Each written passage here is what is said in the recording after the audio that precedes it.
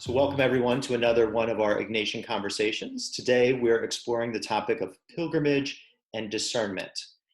How we are on a journey in our lives, following the example of Ignatius, following the example of Jesus, so many others who've also been on the way. I'm excited today to have Dan Annarelli, history teacher, travel expert, and Ignatian guide, talking today around this topic of pilgrimage and discernment.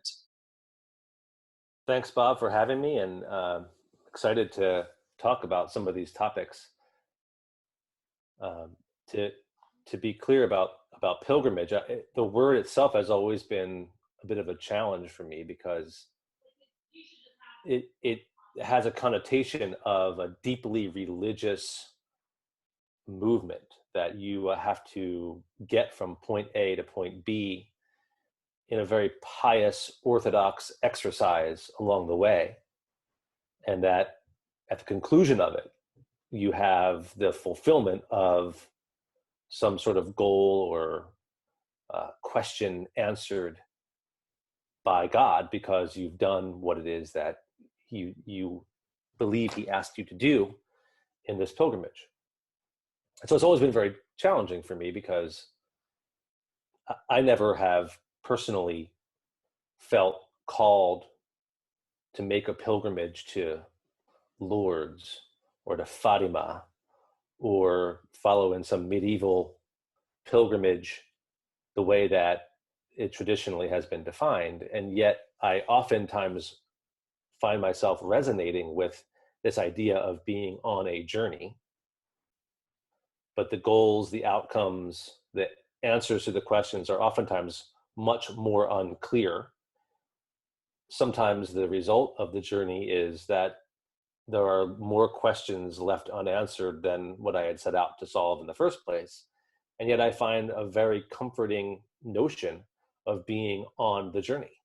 There's something really attractive to me about being on the way. And that's where I find the purpose itself. It's not in the outcome. It's not at the end. It's not necessarily even in the questions at the beginning.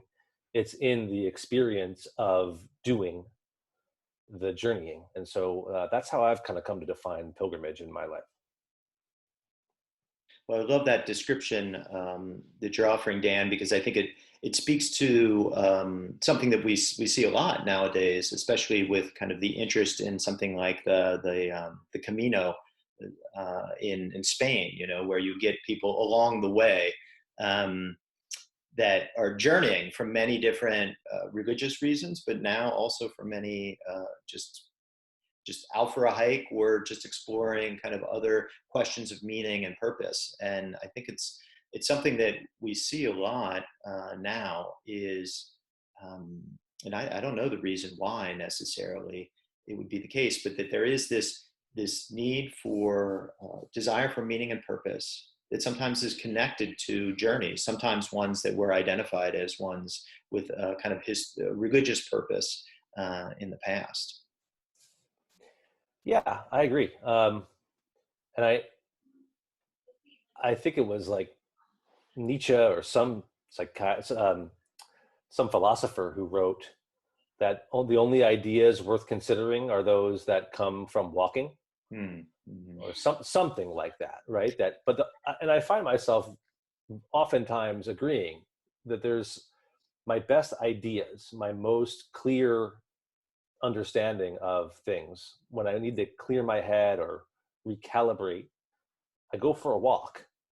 And I think there's something to the actual movement of a person, and the way the relationship between your body and mind works, where you get this sense of clarification. And there's no better way to do it than to oftentimes just pick up and go for a walk. And maybe that's what people are looking for, is a little bit of clarity and clear-headedness as they answer the questions to their lives. Yeah, I think it was a conversation I had with John Vella on philosophy and discernment. I think he was talking about that Nietzsche had said something along the lines that all the books I ever written were written while walking. Right. And he also, I think, tied in the idea that the Greeks and their philosophy schools were often ones where they would walk around and they would talk. They were in motion. There's something about these historic examples which highlighted this truth about the connection of the physicality of who we are and the thinking process that perhaps over time we lost. I think now, with a holistic education and different ways of learning, we have a much better sense of that, the integration of those two things. But for a time, I think perhaps it was that Enlightenment idea that separated the mind from the body, or other, Christian ideas that did the same. But there is some really deep truth about that connection. I know for myself, often, like, I love to jog, and if I don't get out and walk as well, I mean, so many ideas come to me as the result of either on those trips or soon after them. So it's a key part, I think, of what we're invited to do in life. And of course, then, in this context, talking about the relationship to Saint Ignatius, something that characterized his life in so many ways, right? Outside of whatever kind of pilgrimages he might have gone on, he walked a lot. He traveled He sure did. many different places, right? And how much both those journeys and the locations he ended up in shaped himself, shaped who he was, not necessarily as final destinations, but rather as points along a much larger journey. Yeah, and I think to a large degree, Ignatius was seeking the same things that we were just talking about, right? He was seeking meaning, purpose, fulfillment in his life's work, and the journey itself lended a kind of clarity to him that is very clearly written into his spirituality, and the people that he came into contact with, certainly helped to mold and shape his process. And I think in the end, we started talking about pilgrimage and discernment. Maybe that's what we're really getting to, is that when you have this decision to make, or a question that's been kind of picking away at you, it's always a good idea to take yourself on a little bit of a journey of answering those questions. No, that's so true. It makes me think of just the need to have space sometimes, to let the ideas kind of be sifted around. In some of my other conversations with people around discernment, we talk about, discernment is a kind of sifting, of moving between, allowing different ideas to kind of be spread through your fingers, as it were, to kind of find where you want to grab hold, and how oftentimes that requires a little time, or it requires a little space to have the ability to really let the ideas settle in and know which ones are the ones that are worth following. I'm curious. Absolutely. Yeah, it's about freedom, I think. You need to have the time, the space, and the freedom. And I think that's how Ignatius understood freedom, in the sense of knowing that there are choices, and there are so many. That's partly why this moment of quarantine is so difficult for a lot of people, because we all want answers, and we look for a resolution to some of the uncertainty out there. And we can even be okay with being at home if we know it's for the greater good of society or our relatives, etc. But the freedom of being able to explore options and choice, and to have, another one of my great,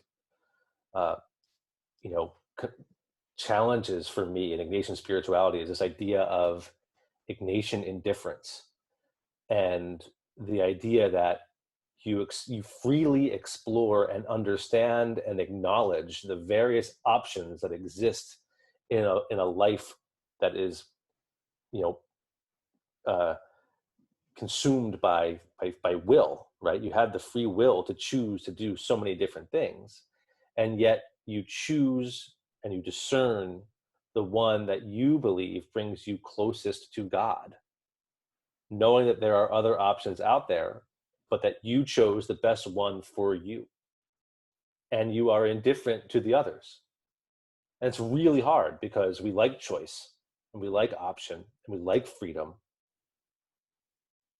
But for him, we had to be okay with letting go of all the other options that may exist out there.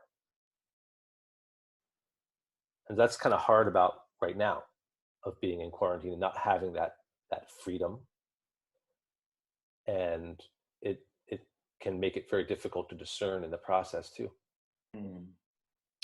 I think that's a good point. So many things have been removed from us. So many things are not part of what normally would be a kind of set of options for us to choose from, or simply to be nourished by in some ways. And that, I think, often inhibits our ability to have a balanced view. Like normally we're used to discerning or thinking we're sifting in a context where I know myself, I know my situation, and now I'm kind of choosing between things, projecting out different possibilities for the future. But now we're in a situation where in some ways we don't know ourselves in the same way that we did before. We're disconnected from our normal routines and our normal work. And although obviously it's not like we have no idea who we are anymore, but there's some level of remove from that certainty. And the options in front of us that we're choosing in front of, they don't have the same certainty. And the difficulty in that, I think often, in those early days of St. Ignatius, when we see him make this change in life, in his initial conversion there at Loyola, and deciding to live a different life from kind of that of the heroic warrior to now following the example of the saints, there was much that was clouded, I think, for him as well, right?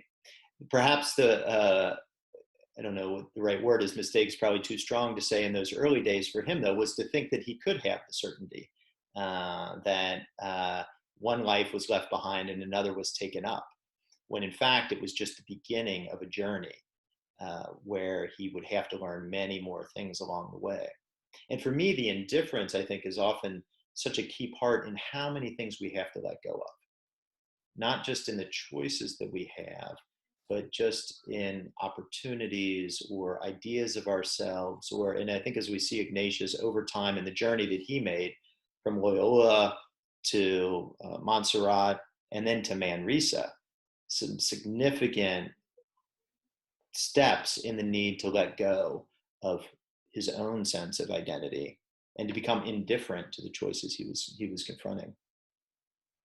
Yeah, and there's this kind of like duality to it all the time, of like the life that he thought he was going to live and then was sort of rejected from being able to live that, and whether that's from the cannonball incident of when he was infirmed and no longer able to live the life of a warrior, or whether it's from the rejection of people that he encountered along the way when he tried to proselytize and he tried to talk about his life, his goals of being a missionary, having people join him in the journey to the Holy Land. And then when he actually got to the Holy Land and he was rejected and told to go home, that he wasn't fit for the work, that he was, he wasn't a good, fit for that order, and had to go back to plan B and choose a different option. And the letting go of those things and the indifference to how it is that God sees it for you is something that's critical to his being. And that duality is seen in other areas too.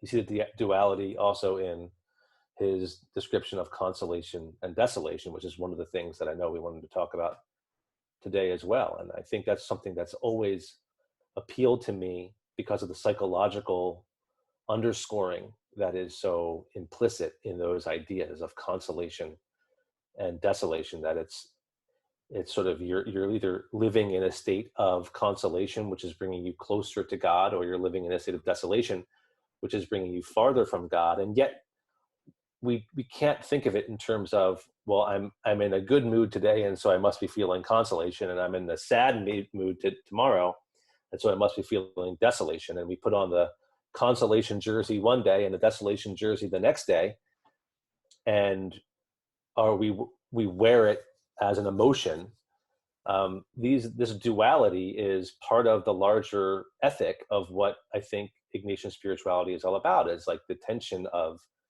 multiple ways of being and of living and of in being in relationship with God. And there are times I know in my life when I feel like I'm in a state of both, where I'm aware of the options, but I have to be indifferent to how it might end up. Because if I'm too attached to the way things are, the way that they used to be, or too attached to the way that I think they should be, then I'm not opening myself up to the way that could be what God wants, or the way that, or somebody else's uh, leadership that could be a more um, appropriate answer to the question. And the same is true for consolation and desolation, where on the one hand, I may feel very much attuned to what it is that God is calling from me in one situation and in one relationship, and that can bring me a great sense of consolation and attachment and unity with God in through this relationship. But if there's another relationship or another area of my life where I'm feeling weakness and vulnerability, and it's not one or the other, they're oftentimes in harmony with each other and in tension with each other, and that's what makes up our life. No, it's one of the, I think, amazing insights of Ignatius to highlight how we can deepen in this awareness of who we are and what our emotions and other kind of spiritual movements are telling us about how we're called to live. When we think about his time and context, and this idea to be both so aware of the individual in an age that, the individual had its role, but also, this was a very communal time in society. But to be able to have such attention to those individual emotions and feelings, and to kind of intuitively come up with many of the practices that are recognized by psychology and others today, not only those psychological recognitions about emotions and their impact, but this idea of deeper spiritual movements. It's one of those things I think is always so hard to talk about, because it, like any kind of practical wisdom, is only something that's understood in reality. But there's so many cases, right, where we can be in situations where we are thinking we've made it, right? We, let's say an example of someone who's done very well at school. They went to law school. They're working at a big firm. They've worked hours and hours and hours. Now they make partner. And now this is it, right? This is the dream that I've worked for so long. And yet there's no sense of happiness or no sense of fulfillment, right? You think about the story that someone like Jamal Adams will tell about his experience, working on Wall Street, and I think finding a lot of fulfillment in that, but at the same time being drawn to something else, right? And feeling that, no, this transition in life to a very different kind of role as teacher and coach is the one that will bring me a deeper sense of satisfaction. It's not something that is, to your point, Dan, that it just over the course of like one day, oh, this is what I'm supposed to do. I think often we'll think, or I've wanted to myself have like an insight. Like if I go on a retreat, or if I just pray hard enough for a day, then I'll know, okay, this is what I'm supposed to do, because it feels right in that moment, right? But often this sorting is one that requires time, where I have to be able to notice the pattern. What kinds of things do I do that lead me to a place of desolation over time? And what things, although they might be difficult things, will lead me to a place where I find ultimate consolation? Right? And I totally agree. yeah, It's about, and again, freedom and time is, I think, for Ignatius, and in our understanding of Ignatius, in a practice in our life, is reflection. We need to have the freedom and the time for reflection so that we can actually take a moment to stop and ask ourselves that question. what is it that is leading me to this feeling of desolation?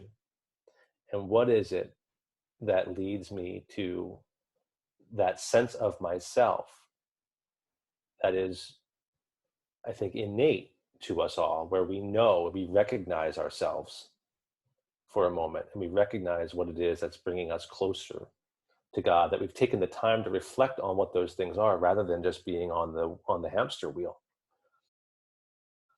And when you brought up the question about satisfaction versus success, and following all of these criteria as you enter into your adult life and checking off all of the boxes of what you're supposed to do that ultimately equal success.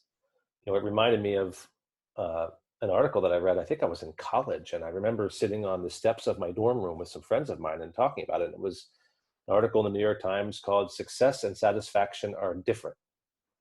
And we actually took the time to really stop and digest that and ask ourselves what we really wanted out of life. And we were young and we didn't know then. And I think in some ways people are still on that pilgrimage to find out, what it is.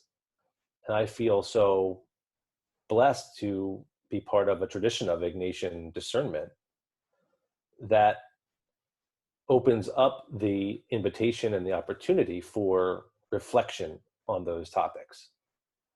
And by no means do I have it figured out one way or the other, but it's through those moments of reflection, through the time that we give ourselves to confront our truest desires and our behaviors and our habits, and then to identify where it is that we are in union with what we know, I think internally, and I think we sense it in the depths of our being, what it is that we are called to do that makes us most fulfilled.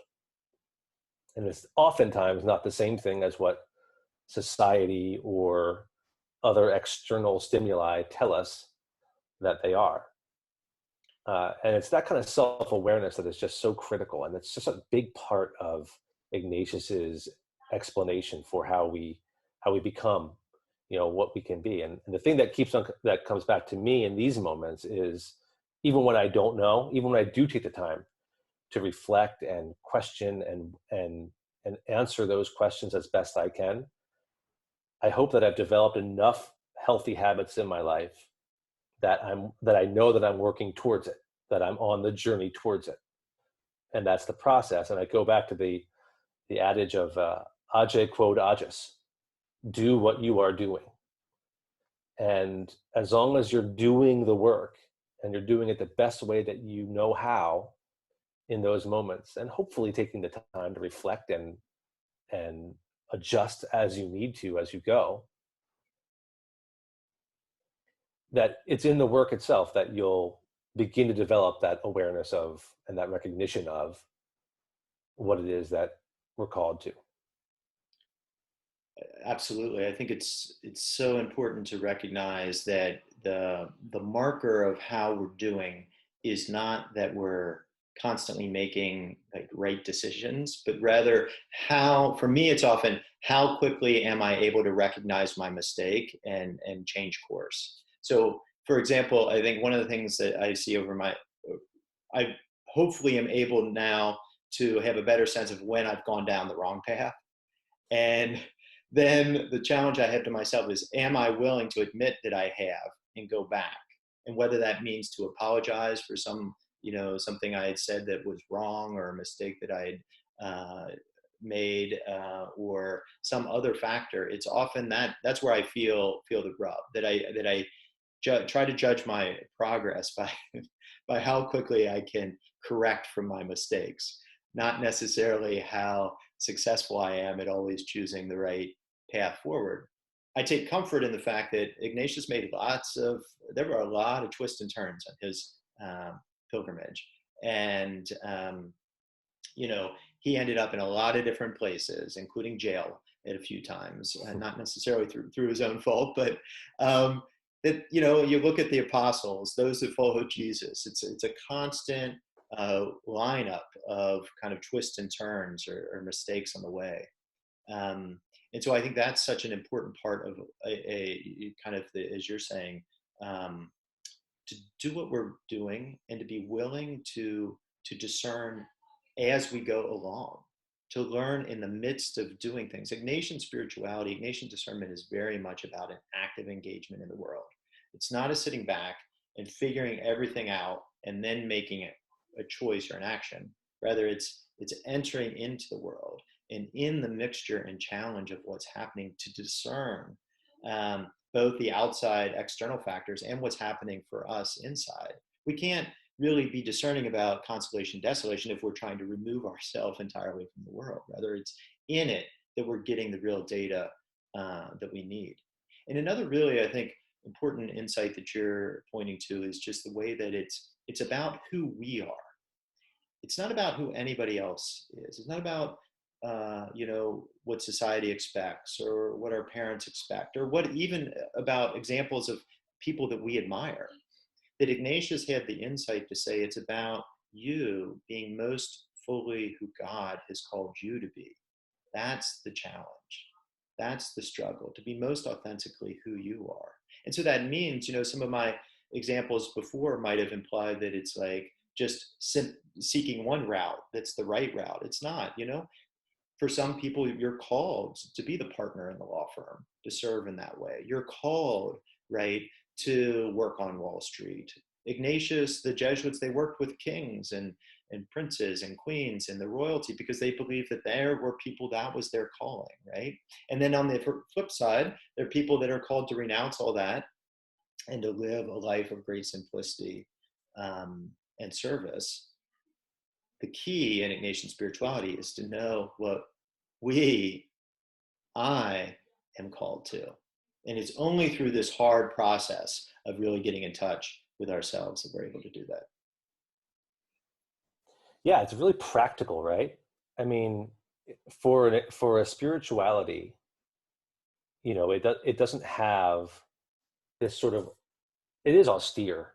It is calling us to be very regimented in how we approach our lives, but it's not in that monastic sense. It's in a very practical, lived experience.